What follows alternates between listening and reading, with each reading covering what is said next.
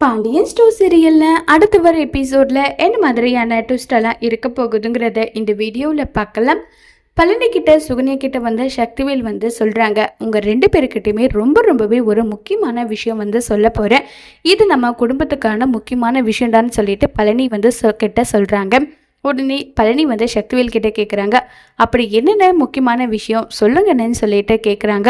அது ஒன்றும் இல்லடா, நம்ம அண்ணன் நம்ம ரெண்டு பேர் தலையிலையும் மிளகா அரைச்சிட்டு இருக்காருன்னு சொல்கிறாங்க.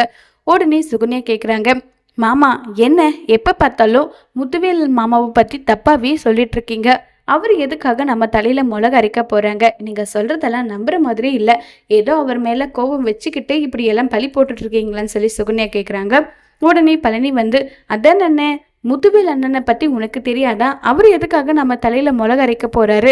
நீ ஏதோ தப்பாக புரிஞ்சிட்டு இருக்க போலன்னு சொல்லிட்டு சொன்னதும் உடனே சக்திவேல் வந்து, நான் சொல்கிறது எல்லாமே உண்மை, 100% உண்மை. நான் சொல்கிறது போயினா குமாரை கேளுங்கன்றாங்க. ஆமா சித்தப்பா, பெரியப்பாவோட நடவடிக்கை கொஞ்சம் கூட சரியில்லை. இப்போ உன்கிட்ட சொன்னாலும் அதை நீ ஏற்றுப்பியான்னு தெரியல. சரி, சுகன்யா சித்தி கண்டிப்பாக வந்து உண்மையை புரிஞ்சுப்பாங்க. அதனால தான் சுகன்யா சித்தி கிட்ட வந்து உண்மையை நாங்கள் சொல்ல போகிறோம்னு சொல்லிட்டு இருக்காங்க. உடனே சுகன்யாவும் சரி சரி விஷயத்துக்கு வாங்க, என்ன விஷயம்னு சொல்லிட்டு கேட்டதும் உடனே முத்துவேல் விஷயத்தை பற்றி சொல்கிறாங்க. முத்துவேல் வந்து கதிருக்கு 10 லட்ச ரூபாய் டிரான்ஸ்ஃபர் பண்ண விஷயத்த சொல்கிறாங்க. முத்துவேல் என்ன ஏதாவது வேலையா பணம் வந்து வேற ஒரு பேருக்கு கதிர் என்ற பேர்ல அனுப்பியிருப்பாங்க. ஏன் இந்த ஊர்ல கதிர்ன்றது மாப்பிள்ளை மட்டும்தானா, வேற யாரும் கிடையாதான்னு சொல்றாங்க. டே முட்டா பையிலே, அக்கௌண்ட்டு கதிரோட பேரு, கதிரோட அப்பன் பேரு பாண்டியன் எல்லாம் இருக்கு. அப்படின்னா வேற யாரா இருக்கும்? என்னடா பேசிட்டு இருக்குன்னு சொல்லிட்டு ரொம்பவே கோவப்பட்டு வந்து பேசுகிறாங்க சக்திவேல் வந்து. உடனே பழனி வந்து, அப்படி இருந்தாலும் ஏதாவது ஒரு விஷயத்துக்காக இருக்கும், எதுக்காக சும்மா தேவையில்லாமல் அண்ணனை வந்து சந்தேகம்லாம் படாதீங்கன்னு சொன்னதும் உடனே சுகன்யா, ஏங்க மாமா இவ்வளோ சீரியஸாக பேசுகிறாருன்னா அதில் கண்டிப்பாக விஷயம் இல்லாமலாம் இல்லை. கதிர் வந்து எப்படிப்பட்டவன், ரொம்பவே நல்லவன் வல்லவன், யாருக்கூடையும் 1 ரூபா வாங்க மாட்டேன் அப்படி இப்படி நல்லா சொல்லிட்டு இருந்தீங்கல்ல. ஆனால் இப்போ எப்படிங்க 10 லட்ச ரூபா பணத்தை வந்து மாமா கிட்ட இருந்து வாங்கியிருக்காங்க? இந்த விஷயம் யாருக்குமே தெரியக்கூட இல்லைன்னு சொல்லிட்டு பேசிட்டு இருக்காங்க. இதை கேட்டதும் உடனே பழனி வந்து யோசிக்கவும் ஆரம்பிக்கிறாங்க. ஒருவேளை அண்ணனுக்கு ஏதாவது பிரச்சனையா இருக்குமா? அதனால தான் அண்ணன் பணத்தை கூட எடுத்திருக்கலாம். அண்ணன் சரியா சாப்பிடாம அண்ணன் இருக்கிறத நீங்களும் பார்த்துட்டு தானே இருக்கீங்கன்னு சொல்லிட்டு பழனி சொன்னதும், அண்ணனுக்கெல்லாம் எந்த பிரச்சனையும் கிடையாது, அண்ணன் நல்லா தான் இருக்காரு. அண்ணனுடைய பிளான் என்ன தெரியுமா?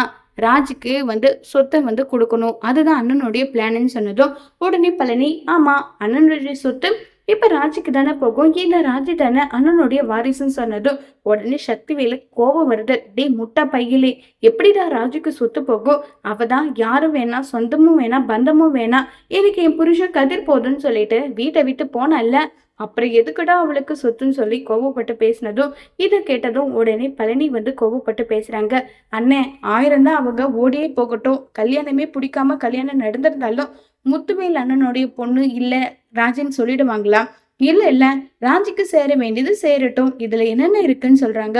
உடனே சுகன்யா வந்து பழனியை திட்டுறாங்க. ஏங்க, இத்தனை நாள் தான் யதார்த்தத்துக்கு பாடுபட்டு ஒண்ணு கூட இல்லாம நீங்க வெட்லந்தியா இருந்துட்டீங்க. இப்ப உங்களுக்குன்னு ஒரு குழந்தை வரப்போகுது, அந்த குழந்தைக்கு சேவிங்ஸ் பண்ணணும், அதை பத்தி யோசிச்சு பாருங்கன்னு சொல்லிட்டு சுகன்யா சொல்றாங்க. மாமா, முதல்ல முத்துவேல் மாமா வரட்டும், சொத்தை 3ஆ பங்கு போடுங்க, அந்த 3ல் 2 பங்கு நீங்க எடுத்துக்கோங்க, 1 பங்கு எங்களுக்கு கொடுத்துடுங்க. நாங்க எதையோ வச்சு என்னவோ பண்ணி நாங்க பொழைச்சுக்கிறோம், இதுதான் என்னுடைய முடிவு. தனி கொடுத்துடும் போறோம் போல, இந்த வீட்டுல இருக்கோம், இந்த வீட்டை விட்டு போறோம், அது அப்பாற்பட்ட விஷயம். ஆனா சொத்தை நம்ம பிரிச்சே ஆகணும்னு சொல்லிட்டு ரொம்பவே கண்டிஷனா வந்து சுகன்யா சொல்றாங்க.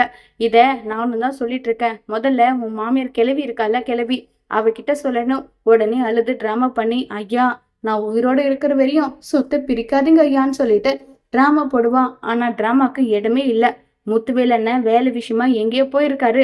அவர் வந்த உடனே சொத்தை பிரிக்கிறத தவிர வேற வழியே கிடையாது. பணமா அள்ளி அள்ளி மருமகனுக்கு கொடுப்பாராம். இப்ப நம்ம தலையில துண்டை போட்டுக்கிட்டு பிச்சை எடுக்கணுமான்னு சொல்லி சக்திவேல் சொல்றாங்க.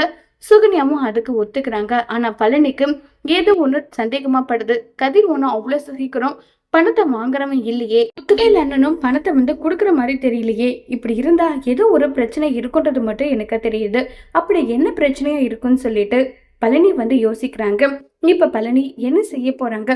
கதிரிக்கே டைரக்டா போன் பண்ணி கேட்க போறாங்களா? கதிர் வந்து உண்மையை சொல்லுவாங்களா, இல்ல கதிர் உண்மையை மறைப்பாங்களா? முத்துவேலுக்கு இருக்கிற பிரச்சனை குடும்பத்துல இருக்கவங்களுக்கு தெரிய வந்தா முத்துவேலோட நிலைமை என்ன ஆக போகுது?